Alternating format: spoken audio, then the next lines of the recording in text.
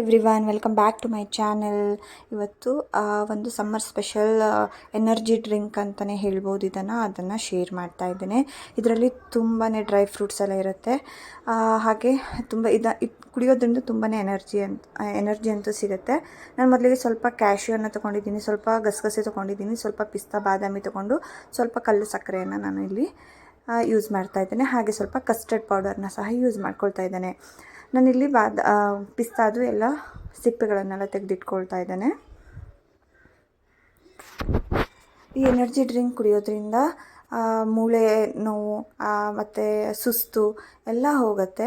ದಿನ ನೀವು ಇದನ್ನು 1 ಲೋಟ ಕುಡಿತಾ ಬನ್ನಿ. ಹಾಗೆ ಇದಕ್ಕೆ ನಾನು ಇಲ್ಲಿ ಕೇಸರಿಯನ್ನು ಯೂಸ್ ಮಾಡ್ತಾ ಇದ್ದೇನೆ.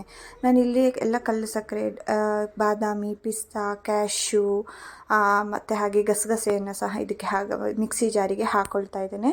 ಜೊತೆಗೆ ಮಿಲ್ಕ್ ಪೌಡರ್ನ ಹಾಕ್ಕೊಂಡಿದ್ದೀನಿ, ಹಾಗೆ ಕೇಸರಿ ಹಾಕ್ಕೊಂಡಿದ್ದೀನಿ, ಜೊತೆಗೆ 2 ಚಮಚ ಕಸ್ಟರ್ಡ್ ಪೌಡರ್ನ ನಾನಿಲ್ಲಿ ಹಾಕ್ಕೊಂಡಿದ್ದೇನೆ.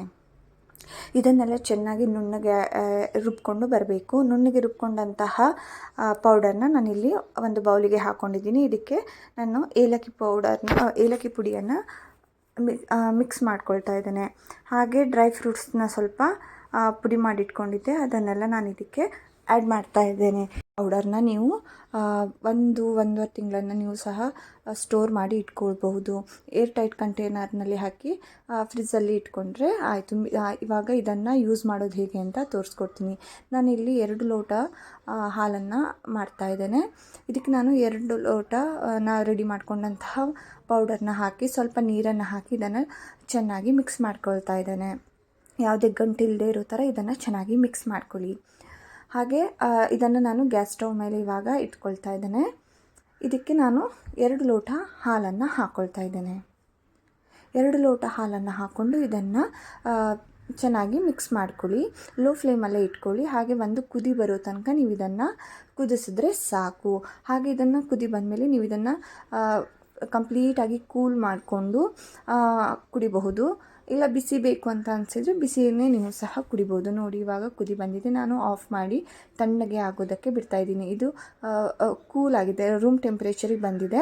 ನಾನು ಇದಕ್ಕೆ ಐಸ್ ಕ್ಯೂಬನ್ನು ಹಾಕ್ತಾ ಇದ್ದೇನೆ. ಐಸ್ ಕ್ಯೂಬ್ನ ಹಾಕೊಳ್ಳುವಾಗ ನೋಡ್ಕೊಳ್ಳಿ. ಐಸ್ ಕ್ಯೂಬ್ ಹಾಕಿದ್ಮೇಲೆ ಹಾಲು ಸ್ವಲ್ಪ ಸಪ್ಪೆ ಆಗುತ್ತೆ. ಆವಾಗ ನಿಮಗೆ ಏನಾದರೂ ಕಮ್ಮಿ ಅನಿಸಿದರೆ ಸಕ್ಕರೆ ಪೌಡರ್ನ ನೀವು ಹಾಕ್ಕೊಳ್ಬಹುದು. ಇದನ್ನು ನಾನು ಸ್ವಲ್ಪ ಐಸನ್ನು ಹಾಕಿಬಿಟ್ಟು ರೋಸ್ ಪೆಟಲ್ಸ್ನ ಹಾಕಿಬಿಟ್ಟು ಸರ್ವ್ ಮಾಡ್ತಾ ಇದ್ದೇನೆ. ಆಗ ಎನರ್ಜಿ ಡ್ರಿಂಕ್ ರೆಡಿಯಾಗಿದೆ. Thank you for watching. Please subscribe to my channel. Thank you.